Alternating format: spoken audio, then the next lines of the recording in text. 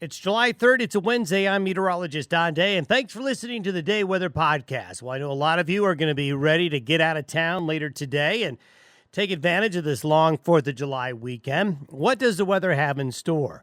Well, one thing I'll tell you is it depends on where you are.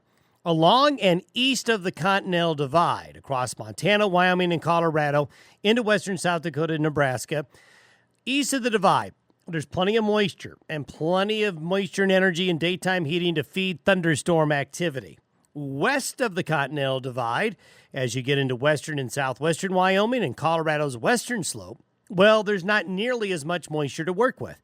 So thunderstorms are going to be spotty. So east of the divide, anywhere you go for the next 4 to 5 days, plan on a good chance of afternoon and evening thunderstorms. And some are going to occasionally get strong, producing heavy rain, hail, and gusty winds. We saw some very heavy rain over the last couple of days with some of the thunderstorms, some flooding in Goshen County.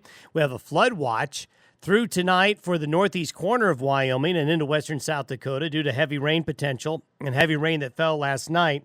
One thing we need to highlight with folks camping and heading into the great outdoors this weekend, creeks and rivers and streams are still very elevated from the wet spring and the late runoff. And if we get a heavy thunderstorm, flash flooding is a real concern over the next 4 to 5 days. And with a lot of folks camping, I know those riverside and creekside camping spots are quite enticing, but you want to keep your distance from them over the next 4 to 5 days. Also, watch out for lightning. We had some folks hit by lightning in Colorado earlier this week. Lightning is a big killer, and it injures more and kills more people than you think in a given course of a summer season, especially out here in the Rocky Mountain West.